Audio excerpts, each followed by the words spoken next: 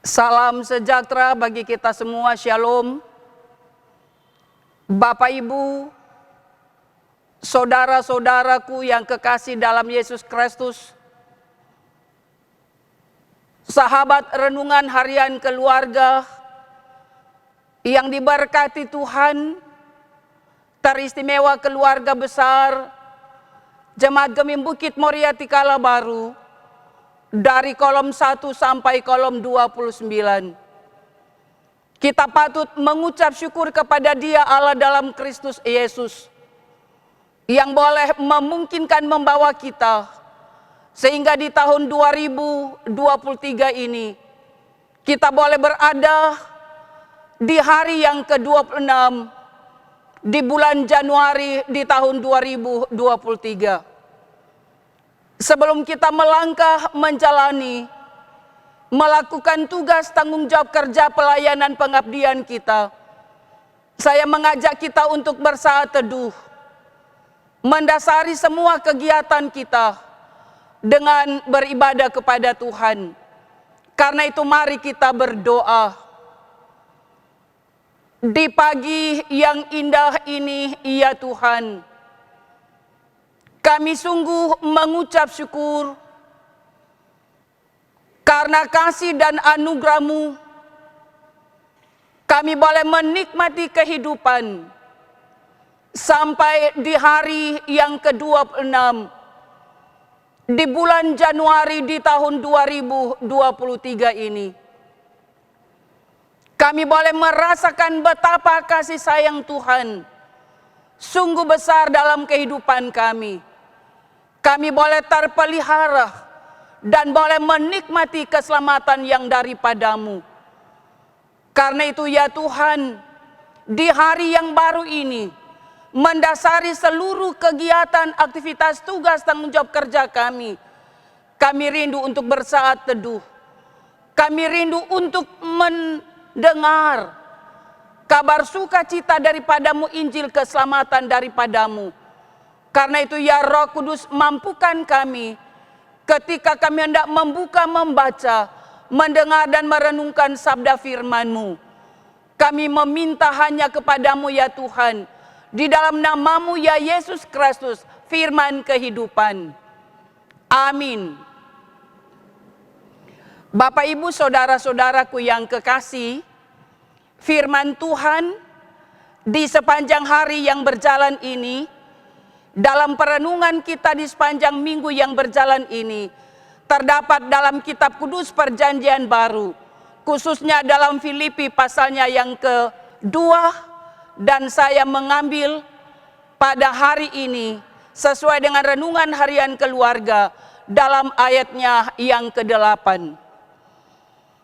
Yang berkata demikian, dan dalam keadaan sebagai manusia, Ia telah merendahkan dirinya dan taat sampai mati, bahkan sampai mati di kayu salib. Dari pembacaan ini, maka yang menjadi tema adalah taat sampai mati. Dari tema ini hendak mengingatkan dan menyadarkan kepada kita bahwa hanya Yesus Kristuslah satu-satunya orang manusia ilahi yang rela berkorban melepaskan identitas keilahiannya, mengabaikan kemuliaan dirinya, direndahkan, dihina, disiksa, menderita sengsara sampai mati di kayu salib demi membebaskan dunia dan manusia dari kuasa dosa dan maut. Yesus Kristus rela memikul, menanggung semuanya itu untuk memberikan kemenangan dan untuk memberikan keselamatan. Dan semua yang dilakukan oleh Yesus Kristus karena ketaatannya, karena kesetiaannya kepada Bapa yang mengutus Dia. Artinya bahwa Yesus Kristus bukan hanya taat ketika Ia melaksanakan misinya, tetapi Ia rela memberi dan menyatakan ketaatan itu menjadi jembatan, menjadi pengantara yang mengatasi jarak antara manusia berdosa dengan Tuhan Allah yang Maha Kudus, yang Maha Suci, dan Maha Agung. Yesus Kristus sebagai anak Allah benar-benar memberi diri, tetapi juga memberitahukan kepada kita manusia dan dunia ini bahwa kehadiran perjalanan misinya dari sorga ke dunia ini untuk mencari dan menebus orang berdosa sampai pada titik yang paling bawah, yang paling hina, yang paling rendah, dan paling dalam yang tidak dapat dilakukan oleh siapapun manusia. Mengapa? Untuk apa? Dan bagi siapa Yesus Kristus memberi ketaatan dan Dia rela mati di kayu salib?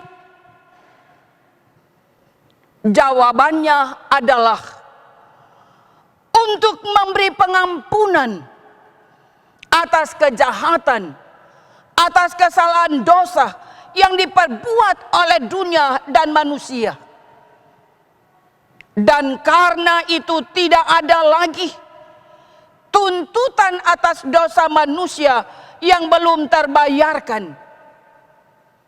Semuanya sudah ditanggung, sudah dituntaskan, sudah dibayar lunas dengan darahnya, dengan tubuhnya, melalui kematian sempurna di atas kayu salib. Dengan demikian perlu kita garis bawahi bahwa tanpa ketaatan dan tanpa kematian Yesus Kristus tidak ada kehidupan yang kekal dan tidak ada kemuliaan yang kekal. Maka firman Tuhan ini memanggil, mengajak kita sebagai gereja orang percaya, umat Kristiani, agar terus merenungkan, agar terus memaknai, agar terus mengimplementasikan ketaatan pengorbanan Kristus, kematian Kristus dalam kehidupan beriman, dimanapun dan dalam situasi, kondisi bagaimanapun yang kita rasakan dan hadapi. Sambil berilah hati, perasaan, pikiran, jiwa, dan seantero kehidupan kita untuk dipakai oleh Dia, melayaninya dalam tuntunan kuasa, dalam tuntunan kasih dan Roh Kudus daripadanya, dengan terus hidup dalam ketaatan, dalam kesetiaan yang kita miliki kepadanya. Apapun yang menjadi pergumulan, apapun yang menjadi tantangan yang kita hadapi hari ini, esok, dan nanti, yakinlah bersama dengan Kristus Yesus kita akan menikmati persekutuan yang indah, persekutuan yang rukun, persekutuan yang penuh cinta dan damai, baik secara pribadi, bersama keluarga, bersama dengan jemaat, tetapi juga kiranya kita semua menjadi berkat dalam tangan Tuhan, mendatangkan damai sejahtera, sukacita dan berkat bagi banyak orang sesuai dengan talenta, sesuai dengan profesi yang Tuhan anugerahkan dalam kehidupan ini. Tuhan memberkati kita kini dan sampai selama-lamanya. Amin. Mari berdoa. Terima kasih Tuhan. Kami sungguh merasakan kehidupan yang sempurna yang daripadamu. Engkau rela meninggalkan identitas keilahianmu sebagai anak Allah yang berkuasa baik di sorga maupun di bumi. Rela menderita, dihina, memikul kesengsaraan penderitaan yang seharusnya dipikul dan ditanggung oleh kami manusia berdosa. Engkau yang sudah memberikan kemenangan dan keselamatan itu. Ajar kami, ingatkan kami, sadarkan kami, agar kami terus memaknai perjalanan kehidupan ini dengan pengorbanan yang daripadamu. Ketaatan dan kematian daripadamu sudah, telah dan sedang menganugerahkan keselamatan itu dalam hidup ini. Kiranya kami semua terus hidup berpadana dengan firman-Mu. Maka diberkatilah kami sebagai umat kepunyaan-Mu, jemaat-Mu, Gemim Bukit Moriati Kalabaru dari kolom 1 sampai kolom 29.